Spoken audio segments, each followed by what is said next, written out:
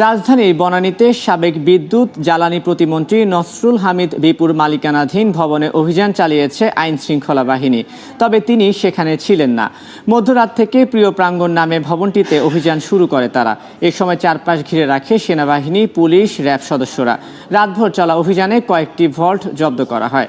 এই সময় যুব ও ক্রীড়া উপদেষ্টা আসিফ মাহমুদ, বৈষম্য বিরোধী ছাত্র আন্দোলনের 2 জন সমন্বয়ক এবং গণ অধিকার পরিষদের সভাপতি নুরুল হক নূর উপস্থিত ছিলেন। গোপন সংবাদের ভিত্তিতে তারা জানতে পারেন বিপুর এই বাড়ি থেকে ছাত্র জনতার আন্দোলন দমাতে বিপুল অর্থ সরবরাহ করা হতো।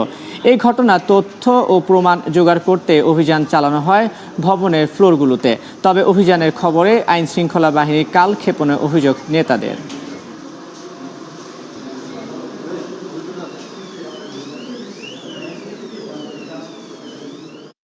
আমাদেরকে যারা তথ্যটা দিয়েছিল তারা গতকালকেও প্রশাসনকে তথ্যটা দিয়েছিল, কিন্তু আমি আজকে যখন কর্তৃপক্ষের সাথে কথা বলি তারা তখনই বলেছিল গতকালকেও সারিনার সামনে এ ধরনের একটা অভিযোগ ছিল, সেটি ভুয়া ছিল, তারা অভিযান চালায় নাই। তার মানে কেউ এটাকে আপনার আড়াল করার জন্য আসলে অভিযানটি চালাতে দেয় নাই। কিন্তু আজকে যখন অভিযান চালাচ্ছে আমরা তো ইতিমধ্যেই দেখতে পাচ্ছি যে নগদ অর্থসহ বিভিন্ন বল্ট লকার উদ্ধার করা হচ্ছে। প্রায় 48 ঘন্টার মতো সময় দেওয়া হলো যে তাদের এইগুলো সরানোর জন্য বা এই আলামত মুছে ফেলার জন্য। সুতরাং এই ঘটনার এই গাফিলতি কিংবা এই ঘটনাগুলো লুকোচুরি ধামা চাপা দেওয়ার সাথে যারা জড়িত তাদের আমরা তদন্তের মাধ্যমে বিচারের মুখোমুখি করার দাবি জানাচ্ছি।